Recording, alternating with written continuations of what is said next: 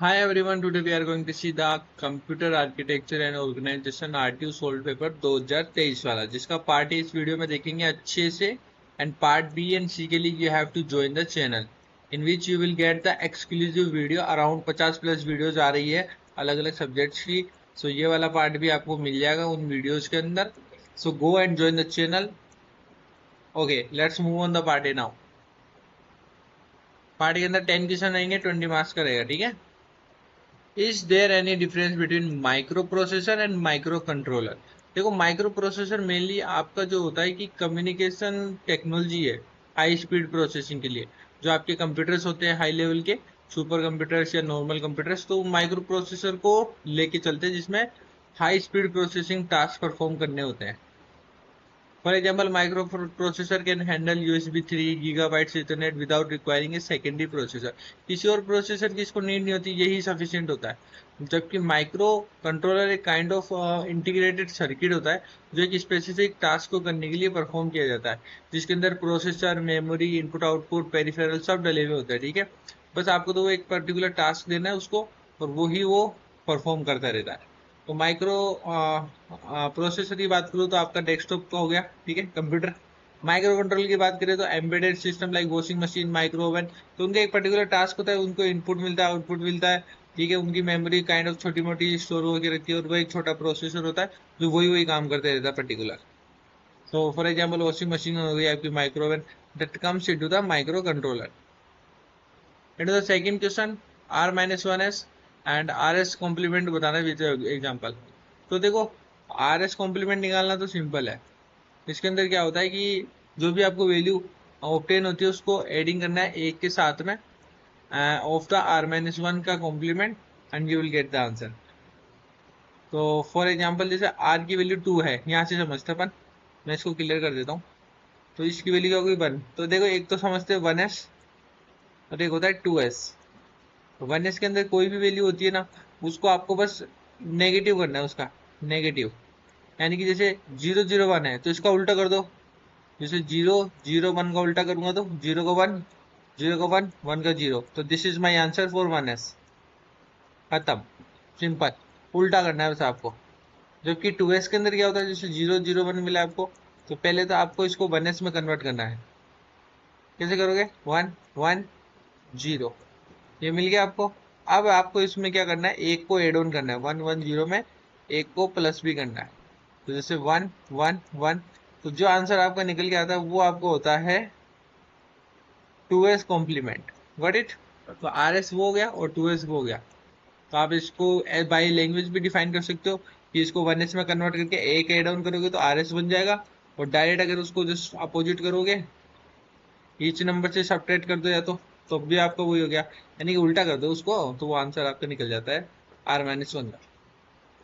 Difference between the computer organisation and computer architecture. देखो, computer की organisation is something, computer करता क्या है और कंप्यूटर कैसे करता है।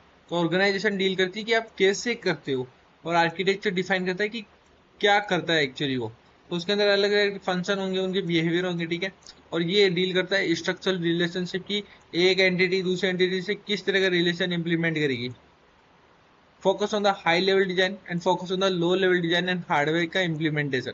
ये ऑर्गेनाइजेशन का पार्ट है ऑब्वियसली। आर्किटेक्चर इंडिकेट करता है ऑल ओवर हार्डवेयर की डिजाइन को, ऑब्वियसली नाम में लिखा है आर्किटेक्चर। एंड इंडिकेट करता है performance efficiency of hardware component. तो उनकी परफॉर्मेंस एफिशिएंसी सबको ध्यान करना, ऑर्गेनाइज करना, मैनेज करना, comes into the computer organisation. RISC ये क्वेश्चन भी आया था अपने 2024 में। That is basically the reduce instruction for the set computer. तो किसी भी पर्टिकुलर सेट ऑफ टास्क को करने के लिए बहुत सारे अपन सेट ऑफ इंस्ट्रक्शन परफॉर्म करते हैं। तो उन इंस्ट्रक्शन को मिनिमाइज करना, ठीक है, उनको कम से कम करना है, रिड्यूस करना पहला काम। दूसरा, फिक्स फॉर्मेट भेजना, फिक्स लेंथ ऑफ इंस्ट्रक्शन भेजना, उससे ज्यादा मत भेजना। एंड लोड और इंसर्ट, लोड और स्टोर के ही इंस्ट्रक्शन परफॉर्म करने, इसके अलावा कोई इंस्ट्रक्शन परफॉर्म मत करना। तो this kind of things come into the RISC, जिसके अंदर fixed length of instruction he send किए जाते हैं किसी टास्क को करने के लिए। तो this is your RISC। Explain the use of cache memory. Cache memory something very small high speed memory होती है जो आपके CPU के क्लोज में लोकेटेड होती है। तो बेसिकली इसका काम क्या है कि आपकी जो सेकेंडरी मेमोरी है, जो आपका रोम है, उसके अंदर जो डेटा पड़ा है उसको आपके केसेस में लेके आना है, क्योंकि जब आपका सीपीयू जो होता है ना, वो बार बार यहाँ पे जाके हिट नहीं कर सकता। कोई चीज आपने इसमें केसेस में ले ली तो आप इसको डायरेक्ट यहाँ से ले लोगे, क्योंकि स्मॉल और हाई स्पीड की है, तो ये बेसिकली आपको फास्ट आंसर लाके देगी एज कम्पेयर टू यहाँ से लॉन्ग प्रोसेस फॉलो करने के बजाय। So that's why we prefer the cases. Okay, so the primary goal of cache memory is to reduce the time taken to access the data from the main memory. Main memory से जो time लग रहा है उसको कम करना है, ठीक है। Thereby increasing the overall performance of computer, computer की परफॉर्मेंस भी इंक्रीज हो जाएगी। ये फास्टर है लेकिन थोड़ी सी एक्सपेंसिव है, एंड लेस कैपेसिटी है then to main memory. Main memory जितनी कैपेसिटी नहीं मिलती इसको, लेकिन ये फास्टर है, थोड़ी सी एक्सपेंसिव है। इंप्रूव करता है परफॉर्मेंस को, ऑप्टिमाइज करता है मेमोरी एक्सेस को। Difference the what are the different conflict that arises in the pipeline? How do you remove the conflict like structural हो गए, data जार हो गए, control जार हो गए। structure like जो भी आप रिसोर्स अराइज कर रहे हो, लाइक रजिस्टर यूज कर रहे हो या कोई फंक्शनल यूनिट यूज कर रहे हो, तो क्या कई बार क्या होता है, they are insufficient to handle the multiple instruction simultaneously. So structure hazard भी हो जाता है कि जरूरत से ज्यादा इंस्ट्रक्शन आ जाते हैं और आपके रजिस्टर ये सब हैंडल नहीं कर पाते हैं। और क्या हो सकता है डेटा का, कि जैसे कि when once a instruction demand the data of previous instruction that has not completed yet, तो ये क्या होता है कि फॉरवर्डिंग करना या इंस्ट्रक्शन की रीऑर्डरिंग के अंदर आता है इसको। अगर आप उसको फॉरवर्ड कर दोगे, बाईपास कर दोगे, तो वो पीछे वाला इंस्ट्रक्शन आगे चल जाएगा और वो चीज़ परफॉर्म हो जाएगी। So that things hazard. और स्ट्रक्चरल के केस में क्या होता है, आप एडिशनल हार्डवेयर यूज करो और भी अच्छे लेवल के एक्स्ट्रा, जिससे आपके रजिस्टर्स की कमी नहीं होगी। Control hazard basically it arises from the branch instruction that affect the flow of execution. तो अब जो आपके एग्जीक्यूशन का फ्लो ही बिगाड़ दे, उसमें वो हजार्ड होता है। सॉल्यूशन है कि आप यूज करना है branch prediction technique and delay करना है स्लॉट्स को डिले कर दो, थोड़ा सा टाइम गैप आ जाएगा, टाइम स्लिप हो जाएगा, गैप हो जाएगा तो वो प्रोसेस हो जाएगी, फिर उसके बाद ये भी हो जाएगी, तो फ्लो ऑफ एग्जीक्यूशन अच्छा रहेगा। सो स्ट्रक्चर हो गया, डेटा हो गया एंड कंट्रोल हो गया, 3 याद रखना। Describe the subroutine. Subroutine is nothing. It is a function और a procedure. बेसिकली देखो, सबरूटीन एक ब्लॉक ऑफ कोड है जो आपके कोई स्पेसिफिक टास्क को परफॉर्म करने के लिए डिजाइन किया गया है। So it is a modular piece of code that can be called and executed from various places within a program. एक प्रोग्राम में अलग अलग जगह से इसको आप कॉल कर सकते हो, ठीक है। So subroutine are use to promote code reuse, reduce करना रिडंडेंसी को और प्रोग्राम को इजियर करना है टू मैनेज एंड डिबग करने के लिए। So that's why we use the subroutines. Okay, so characteristic की बात करें तो एनकैप्सुलेशन ऑफ कोड हो जाता है सबरूटीन में, मॉड्यूलरिटी हो जाती है, रीयूजेबिलिटी हो जाती है, control function. Reusability in the sense कि सबरूटीन एक आपने फंक्शन बना के छोड़ दिया, ठीक है, अब वो अलग अलग प्रोग्राम में कई बार काम आ रहा है, तो उसको आपको क्या सबरूटीन को यहाँ से डायरेक्ट कॉल करना है। हर कोड के अंदर जाके बनाने की जरूरत नहीं है, आपको बस डायरेक्ट यहाँ से करना है, तो उसको रीयूजेबल बहुत ज्यादा हो गया। और क्या है मॉड्यूलरिटी, इट मीन्स कि कोई कोड आपको बहुत बड़ा होता जा रहा है ना, तो उसको कम करने के लिए क्या करना है, सब रूटीन क्या करेगा, बेसिकली उस लार्ज प्रोग्राम को स्मॉल कर देगा और छोटे छोटे सेल्फ मॉड्यूल्स में कन्वर्ट कर देगा। तो आप सब रूटीन के थ्रू कर सकते हो। एनकैप्सुलेशन प्रोवाइड करता है, आपके ओप्स का कॉन्सेप्ट है एनकैप्सुलेशन, जो आप जानते ही हो, ठीक है, और क्लास ऑब्जेक्ट वाला कॉन्सेप्ट। एनकैप्सुलेटेड रहता है, बाइंडेड रहता है। कंट्रोल फ्लो के केस में भी देखो, subroutine allows control to be transform it from the main program or another subroutine. Once the subroutine completes its task, control is returned to the point where the subroutine was called. जहां से उसको call किया गया था वहीं से उसको छोड़ देता है वो कंट्रोल फंक्शन आपका। तो कंट्रोल फ्लो को भी आप कंट्रोल कर सकते हो using the subroutine. So these are some key characteristic we can say. Explain the memory hierarchy. सबसे पहले देखो, सीपीयू का रजिस्टर आता है सबसे फास्ट, एक्सपेंसिव और स्मॉलेस्ट। फिर आपकी कैशेज आती है एस रैम, ठीक है, फिर मेन मेमोरी आती है डी रैम, फिर आपकी मैग्नेटिक डिस्क आ गई सीडी डीवीडी, फिर आपकी मैग्नेटिक टेप आ गई जो slower largest and least expensive है आज के टाइम में। पहले यही चलती थी सबसे ज्यादा, टेप वेप में काम होता था। अब फिर धीरे धीरे चीजें काफी बदल गई है। आप देखो आगे और क्या क्या बदल रहा है, इस तरह का डायग्राम भी आप बना के आ सकते हो, ठीक है। परफॉर्म करना है टूज कॉम्प्लीमेंट, तो बहुत सिंपल है।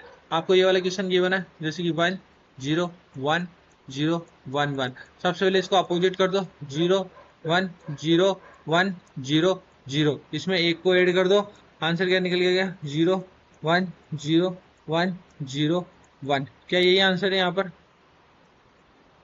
ठीक है। अब आपको क्या करना है, इस नंबर का और इस नंबर का दोनों को आपस में टूज कॉम्प्लीमेंट का सब्ट्रैक्शन करना है। ठीक है, तो कर सकते हैं, कोई बड़ी बात नहीं है। आपने जैसे टूज इस वैल्यू का निकाला है ना, ठीक है, आपने निकाल लिया, वेरी गुड। इस नंबर का निकाल लिया ना, अब आपके पास ये नंबर है ना, ये वैल्यू को आप, ये जो नंबर गिवन है ना दूसरा वाला, ठीक है, लार्ज वाला, ये स्मॉलर है, स्मॉलर को निकाल लिया, लार्जर वाले से इसको ऐड कर दोगे सिंपली, तो आपको ये वाली वैल्यू मिल गई। ठीक है, अब ये जो वैल्यू निकलती है ना, इसका आपको क्या करना है, टूज कॉम्प्लीमेंट निकालना है फाइनली। तो जैसे ये वैल्यू क्या निकल के आई, 100 110, इसका उल्टा करो सर, 011 001। सर इसमें एक ऐड कर दो सर, 110 पावर आई 1 1 0 1 1 0। ठीक है, अब ये स्मॉलर था, ये लार्जर नंबर है, अगर आप देखो तो वैसे भी, तो फिर ये आगे माइनस लग गया। दैट्स ऑल, आंसर खत्म। ठीक है, इस तरह के टूज और वंस जरूर करके जाना, छोटे मोटे आंसर क्वेश्चन आ ही जाते हैं। What are the basic difference among the branch instruction, call subroutine instruction and program interrupt. देखो, ब्रांच इंस्ट्रक्शन आर बेसिकली आपके जो भी फ्लो ऑफ कंट्रोल है उसको बदलने की बात हो रही है यहाँ पर। तो जो भी basically it alters the flow of control unconditionally या conditionally based on the program के लॉजिक के according. Call subroutine instruction basically transfer control to specific subroutine, storing the return address so the program can continue after the subroutine finish. Okay, तो basically जो भी आपके subroutine का control है उसको ये ट्रांसफर करने में हेल्प करता है, ये वाला इंस्ट्रक्शन, जिसके थ्रू जब आपका सबरूटीन कंप्लीट हो जाएगा उसके बाद ही आपका जो प्रोग्राम है वो आगे का कंटिन्यू होता है। प्रोग्राम इंटरप्ट, ठीक है, बेसिकली ये क्या होता है, टेम्परेरी टाइम के लिए आपके प्रोग्राम को होल्ड कर देता है to handle the external events like input output operation हो गया, एक्सेप्शन हो गया, या आपको रिटर्न करना है control once the event process हो जाए उसके बाद में, तो उसमें आपके प्रोग्राम इंटरप्ट काम आता है। तो 3 थिंग्स है, ब्रांच का instruction which is flow of control, सब रूटीन वाला नाम में पता चल रहा है सब रूटीन से related, program interrupt temporary time के लिए प्रोग्राम को होल्ड करना, basically why to handle the external events like input output operation या एक्सेप्शंस।